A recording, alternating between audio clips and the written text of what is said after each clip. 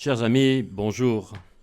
Je suis heureux de vous retrouver ce soir, comme toute cette semaine, pour ce rendez-vous qui devient maintenant régulier, de prière et de méditation autour de la parole de Dieu.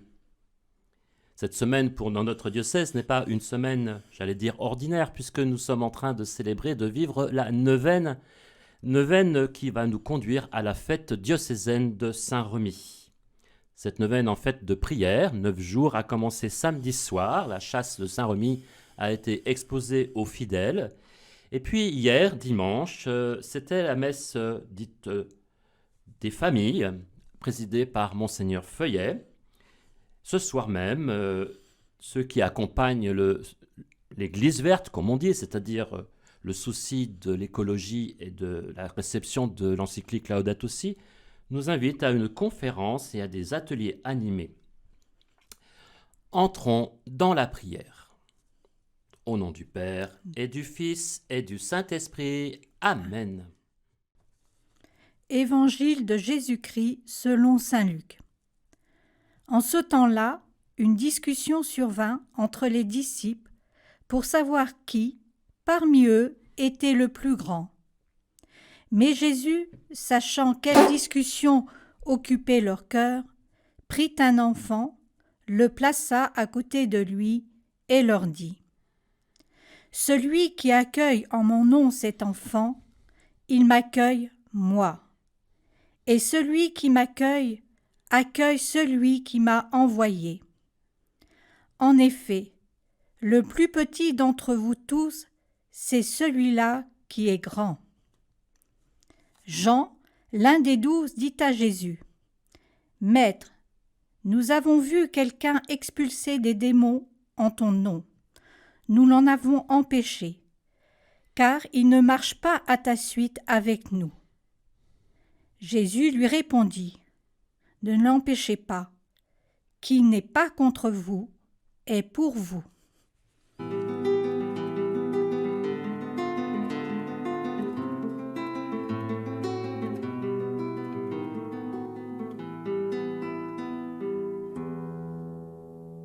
Vous venez d'entendre la voix de Marie-Christine Remy. Marie-Christine est membre de l'équipe d'animation qui est présente sur le sanctuaire de la basilique Saint-Remy.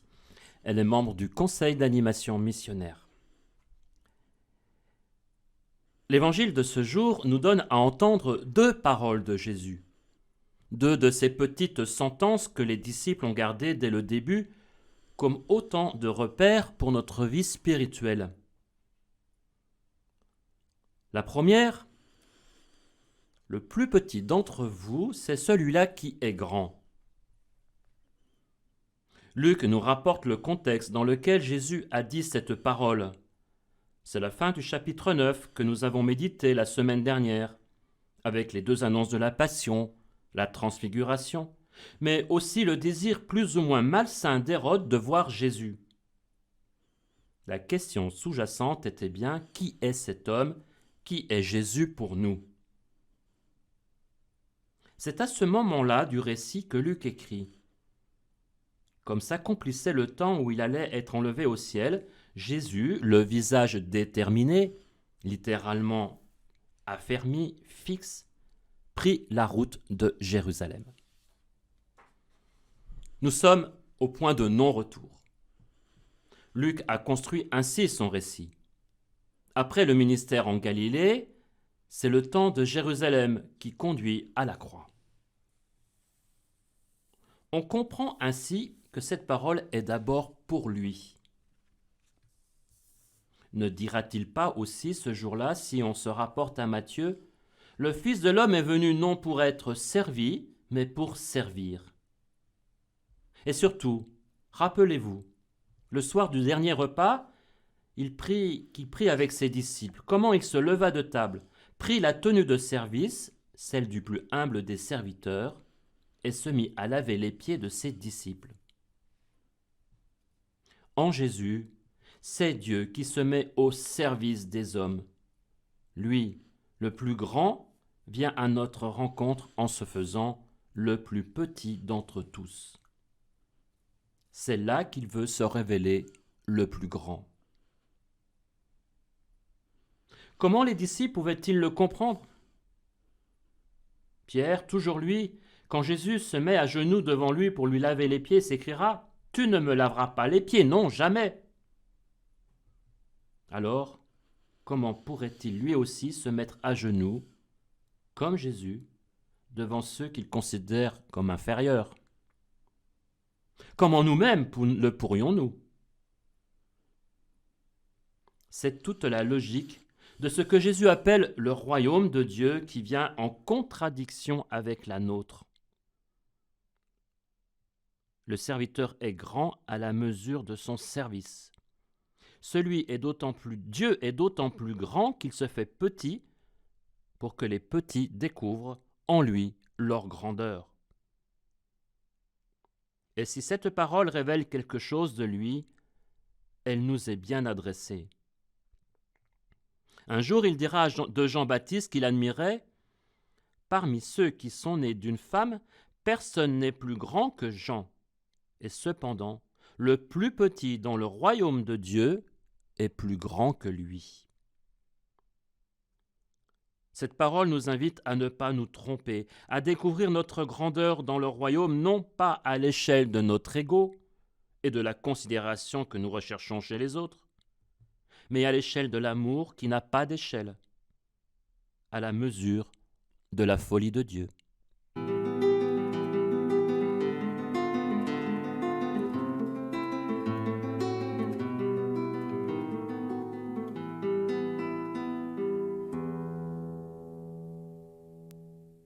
Qui n'est pas contre vous est pour vous. C'est la deuxième parole. Cette seconde parole est d'autant plus déroutante, une logique autre que celle de notre logique humaine. Toujours la logique du royaume.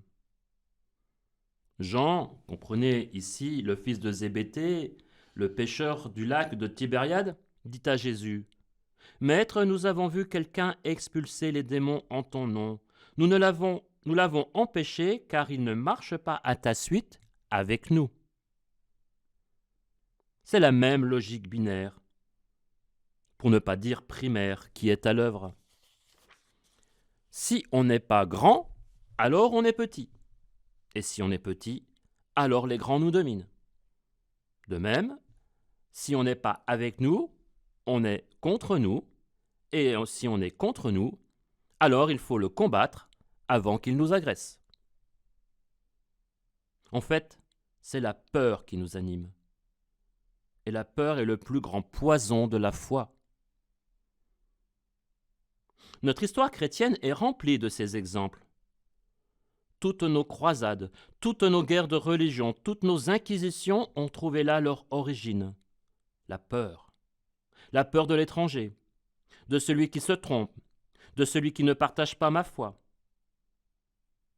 Et pour quel résultat? Avons-nous supprimé l'hérésie?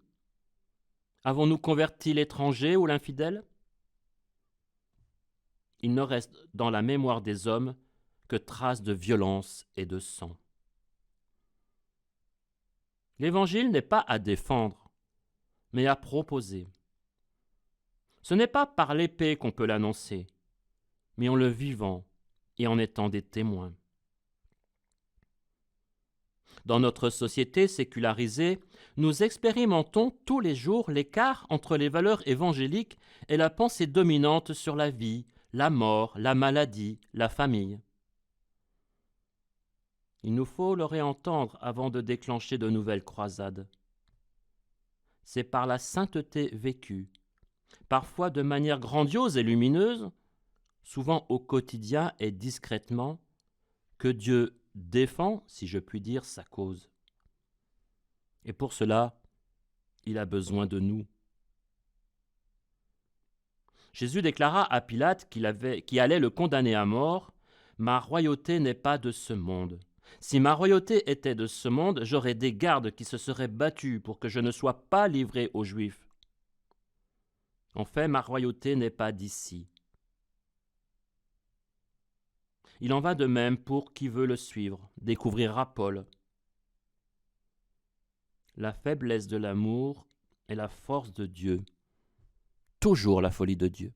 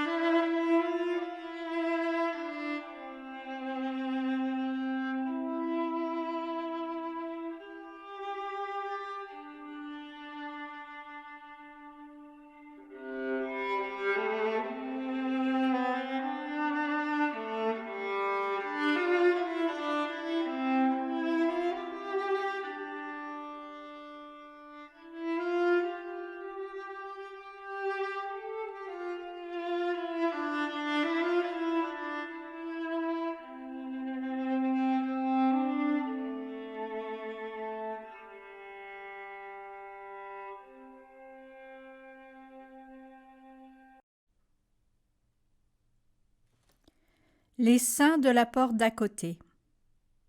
Soyez dans la joie et l'allégresse, dit Jésus à ceux qui sont persécutés ou humiliés à cause de lui. Le Seigneur demande tout, et ce qu'il offre est la vraie vie, le bonheur pour lequel nous avons été créés. Il veut que nous soyons saints, et il n'attend pas de nous que nous nous contentions d'une existence médiocre, édulcorée, sans consistance.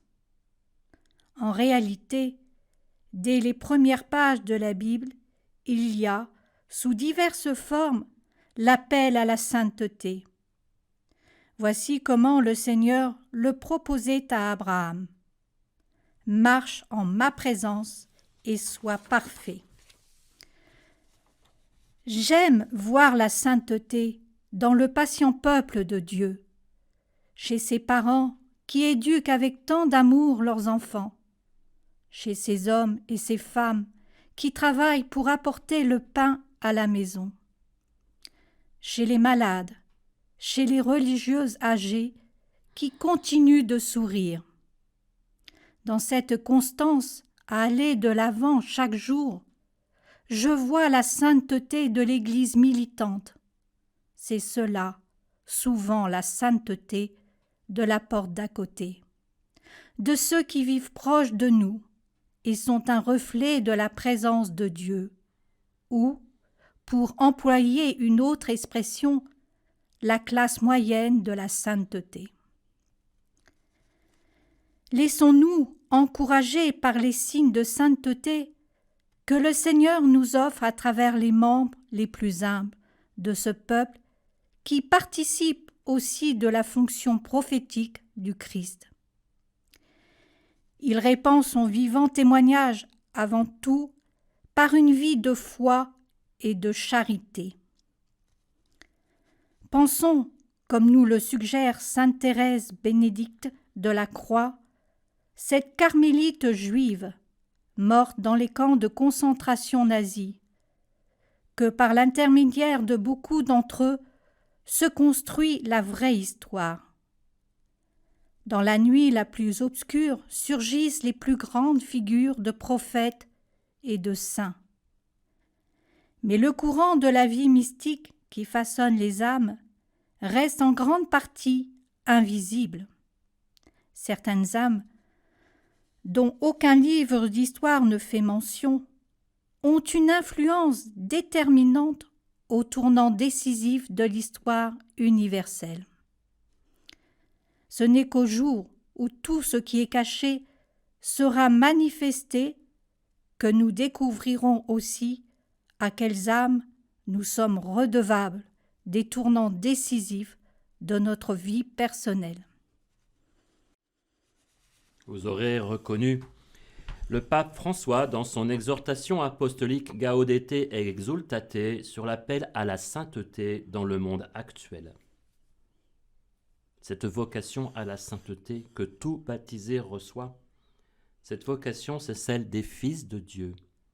C'est en Fils que déjà nous prions. Notre Père, qui es aux cieux, que ton nom soit sanctifié, que ton règne vienne, que ta volonté soit faite sur la terre comme au ciel. Donne-nous aujourd'hui notre pain de ce jour. Pardonne-nous nos offenses, comme nous pardonnons aussi à ceux qui nous ont offensés. Et ne nous laisse pas entrer en tentation, mais délivre-nous du mal. Car c'est à toi qu'appartiennent le règne, la puissance et la gloire pour les siècles des siècles. Amen. Prions. À l'heure du sacrifice du soir, nous nous présentons devant toi, Seigneur, comme des serviteurs inutiles. Mais recueille sur nos lèvres l'action de grâce pour tous les biens reçus de toi. Nous te le demandons par Jésus-Christ, ton Fils, notre Seigneur, qui vit et règne avec toi dans l'unité de l'Esprit, Dieu pour les siècles des siècles. Amen. Amen. Et que le Seigneur Tout-Puissant vous garde et vous bénisse, le Père, le Fils et le Saint-Esprit.